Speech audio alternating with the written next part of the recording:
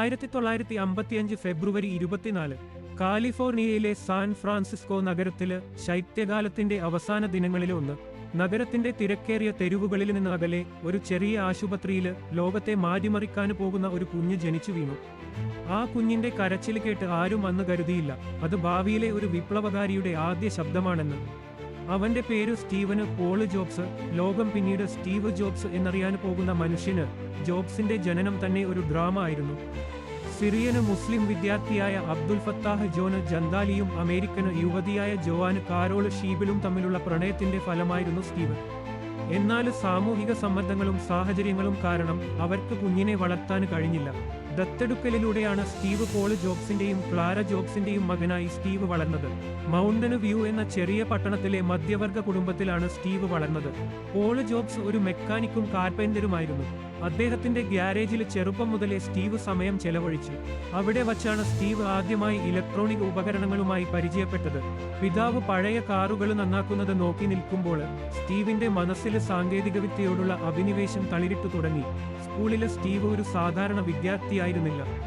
അസാധാരണമായ ബുദ്ധിശക്തിയും ജിജ്ഞാസയും ഉണ്ടായിരുന്നെങ്കിലും പരമ്പരാഗത വിദ്യാഭ്യാസ രീതികളോട് അവന് താല്പര്യമില്ലായിരുന്നു. ക്ലാസ്സിലും അടുപ്പ് തോന്നുമ്പോൾ അവന് കുസൃതികൾ കാണിച്ചു. ഒരിക്കൽ അവന് സ്കൂളിലെ ലോക്കറുകളിൽ സ്മോക്ക് ബോംബുകൾ വച്ചു. മറ്റൊരിക്കൽ അവന് അധ്യാപകന്റെ കാറിന്റെ താക്കോല് മോഷ്ടിച്ചു. ഇത്തരം സംഭവങ്ങൾ അവനെ നിരന്തരം കുഴപ്പത്തിലാക്കി. എന്നാൽ 4ാം ക്ലാസ്സിൽ അവന് ഒരു അപൂർവ അധ്യാപികയെ കിട്ടി, മിസ്സിസ് ഇൻറ്റൂണ്. അവര് സ്റ്റീവിലെ അസാധാരണ കഴിവ് തിരിച്ചറിഞ്ഞു. ഒരു ദിവസം അവര് സ്റ്റീവിന് ഒരു ഗണിത പ്രശ്നം നൽകി. അത് അനായാസം പരിഹരിച്ച സ്റ്റീവിനെ കണ്ട് അവര് അത്ഭുതപ്പെട്ടു. അവര് സ്റ്റീവിന് പ്രത്യേക ശ്രദ്ധ നൽകി അവനെ പ്രോത്സാഹിപ്പിച്ചു. ഇത് സ്റ്റീവിന്റെ ജീവിതത്തിലെ വഴിത്തിരിവായിരുന്നു. ഹോംസ്റ്റഡ് ഹൈസ്കൂളിൽ പഠിക്കുമ്പോഴാണ് സ്റ്റീവ് ജോബ്സ് സ്റ്റീവ് വോസ്നിയാക്കുമായി പരിചയപ്പെടുന്നത്. വോസ്നിയാക് ജോബ്സിനേക്കാൾ 5 വയസ്സ് മൂത്തവനായിരുന്നു. കമ്പ്യൂട്ടറുകളെക്കുറിച്ച് അഗാധമായ അറിവുണ്ടായിരുന്നു. ഇരുവരും ഹോവലിറ്റ് പാക്കാർഡ് എന്ന പ്രമുഖ ഇലക്ട്രോണിക്സ് കമ്പനിയിൽ പാർട്ട് ടൈം ജോലി ചെയ്തു. അവിടെ വച്ചാണ് അവര് കമ്പ്യൂട്ടറുകളെക്കുറിച്ച് കൂടുതൽ പഠിച്ചതും സ്വന്തമായി എന്തെങ്കിലും ചെയ്യണമെന്ന ആഗ്രഹം മനസ്സിൽ മുട്ടിട്ടതും. 1976 സ്റ്റീവ് ജോബ്സും സ്റ്റീവ് വോസ്നിയാക്കും ചേർന്ന് ആപ്പിൾ കമ്പ്യൂട്ടർ കമ്പനി സ്ഥാപിച്ചു. ജോബ്സിന്റെ അച്ഛന്റെ ഗ്യാരേജിൽ വച്ചാണ് അവര് ആദ്യത്തെ കമ്പ്യൂട്ടർ നിർമ്മിച്ചത്, ആപ്പിൾ 1. ഇത് ഒരു സാധാരണ സർക്യൂട്ട് ബോർഡ് മാത്രമായിരുന്നു, എന്നാൽ അത് വിപ്ലവകരമായിരുന്നു.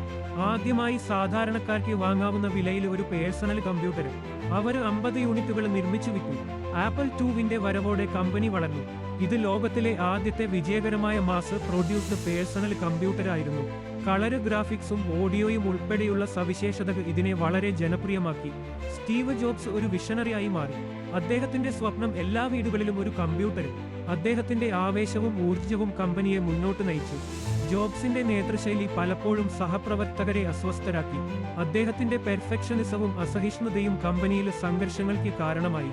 1983 ജോബ്സ് ജോണസ് കള്ളിയെ പെപ്സിയിൽ നിന്ന് ആപ്പിളിലേക്ക് CEO ആയി കൊണ്ടുവന്നു. എന്നാൽ ഈ തീരുമാനം പിന്നീട് ജോബ്സിന് തന്നെ വിനയായി. 1985 ആപ്പിളിന്റെ ബോർഡ് ഓഫ് ഡയറക്ടേഴ്സ് സ്റ്റീവ് ജോബ്സിനെ കമ്പനിയിൽ നിന്ന് നീക്കം ചെയ്തു. അദ്ദേഹം സ്ഥാപിച്ച കമ്പനിയിൽ നിന്ന് തന്നെ പുറത്താക്കിയത് അദ്ദേഹത്തെ മാനസികമായി തളർത്തി. എന്നാൽ ജോബ്സ് ഒരിക്കലും അടിയറവ് പറഞ്ഞില്ല. അദ്ദേഹം ഇതിനെ ഒരു പുതിയ തുടക്കത്തിനുള്ള അവസരമായി കണ്ടു. ഇതേ സമയം ജോബ്സ് പെക്സ് എന്ന ആനിമേഷൻ സ്റ്റുഡിയോയിലും നിക്ഷേപം നടത്തി. ലൂക്കാസ് ഫിലിമിൽ നിന്ന് വാങ്ങിയ ഈ കമ്പനി പിന്നീട് ടോയ് സ്റ്റോറി, ഫൈൻഡിംഗ് നീമോ, ദി ഇൻക്രെഡിബിൾസ് തുടങ്ങിയ ബ്ലോക്ക്ബസ്റ്റർ ചിത്രങ്ങൾ നിർമ്മിച്ചു. ഇത് ജോബ്സിനെ ഒരു ബില്യണറാക്കി മാറ്റി. 1997 ആപ്പിൾ കമ്പനി കടുത്ത പ്രതിസന്ധിയിലായിരുന്നു. കമ്പനിക്ക് തുടർച്ചയായി നഷ്ടം സംഭവിച്ചുകൊണ്ടിരുന്നു. ഒരു പുതിയ ദിശാബോധം ആവശ്യമായിരുന്നു. അങ്ങനെയാണ് ആപ്പിൾ ബോർഡ് സ്റ്റീവ് ജോബ്സിനെ തിരികെ വിളിച്ചത്. ആദ്യം ഒരു സലഹകാരനായും പിന്നീട് ഇന്ററിം CEO ആയും ജോബ്സ് കമ്പനിയുടെ നേതൃത്വം ഏറ്റെടുത്തു. ജോബ്സിന്റെ തിരിച്ചുവരവ് ആപ്പിളിന് പുതുജീവന് നൽകി. അദ്ദേഹം ആദ്യം ചെയ്തത് കമ്പനിയുടെ ഉൽപ്പന്ന ശ്രേണി ലളിതമാക്കുക എന്നതായിരുന്നു.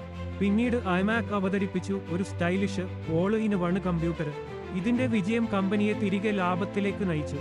തുടർന്നുള്ള വർഷങ്ങളിൽ ജോബ്സിന്റെ നേതൃത്വത്തിൽ ആപ്പിൾ നിരവധി വിപ്ലവകരമായ ഉൽപ്പന്നങ്ങൾ പുറത്തിറക്കി. 2001 ഐപോഡ് സംഗീത ലോകത്തെ മാറ്റിമറിച്ച പോർട്ടബിൾ മ്യൂസിക് പ്ലെയർ ആയി. 2003 ഐട്യൂൺസ് സ്റ്റോർ ഡിജിറ്റൽ മ്യൂസിക് വിൽപ്പനയെ പുനർനിർവചിച്ചു. 2007 ഐഫോൺ സ്മാർട്ട്ഫോൺ വിപ്ലവത്തിന് തുടക്കം കുറിച്ചു. 2010 ഐപാഡ് ടാബ്ലറ്റ് കമ്പ്യൂട്ടറുകളുടെ യുഗം ആരംഭിച്ചു. ഓരോ ഉൽപ്പന്നവും വിപണിയിൽ വിപ്ലവം സൃഷ്ടിച്ചു. ജോബ്സിന്റെ വിഷനും ഡിസൈനർ സെൻസും ആപ്പിളിനെ ലോകത്തിലെ ഏറ്റവും മൂല്യമുള്ള കമ്പനികളിലൊന്നാക്കി മാറ്റി. 2003 സ്റ്റീവ് ജോബ്സിന് പാൻക്രിയാറ്റിക് ക്യാൻസർ ആണെന്ന് കണ്ടെത്തി. അദ്ദേഹം രോഗത്തെ ധീരമായി നേരിട്ടു. ചികിത്സകൾക്കിടയിലും അദ്ദേഹം പ്രവർത്തനങ്ങൾ നിയന്ത്രിച്ചു കൊണ്ടിരുന്നു. തന്റെ അവസാന വർഷങ്ങളിൽ പോലും അദ്ദേഹം പുതിയ ഉൽപ്പന്നങ്ങൾ അവതരിപ്പിച്ചുകൊണ്ടിരുന്നു. 2011 ഒക്ടോബർ 5 56-ാം വയസ്സിൽ സ്റ്റീവ് ജോബ്സ് വിടവാങ്ങി. എന്നാൽ അദ്ദേഹത്തിന്റെ പാരമ്പര്യം ഇന്നും നിലനിൽക്കുന്നു. ഒരു ദരിദ്ര കുടുംബത്തിൽ ജനിച്ച്, ദത്തെടുക്കപ്പെട്ട്, പഠനത്തിൽ വിഷമിച്ച്, സ്വന്തം കമ്പനിയിൽ നിന്ന് പുറത്താക്കപ്പെട്ട്, എന്നിട്ടും ലോകത്തെ മാറ്റിമറിച്ച ഒരു മനുഷ്യന്റെ കഥയാണിത്. സ്റ്റീവ് ജോബ്സ് കേവലം ഒരു ബിസിനസ്സുകാരന് മാത്രമായിരുന്നില്ല. അദ്ദേഹം ഒരു കലാകാരനായിരുന്നു, ഒരു വിഷണറി ആയിരുന്നു.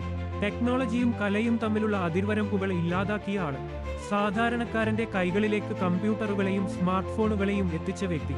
ജോബ്സിന്റെ ജീവിതം നമ്മെ പതിപ്പിക്കുന്നത് ഇതാണ്: നിങ്ങളുടെ പാഷന് കണ്ടെത്തുക, നിങ്ങളുടെ സ്വപ്നങ്ങളെ പിന്തുടരുക, പരാജയങ്ങളിൽ നിന്ന് പഠിക്കുക, മുന്നോട്ടു പോകുക. അദ്ദേഹത്തിന്റെ വാക്കുകളിൽ സ്റ്റേ ഹംഗ്രി, സ്റ്റേ ഫുളിഷ്,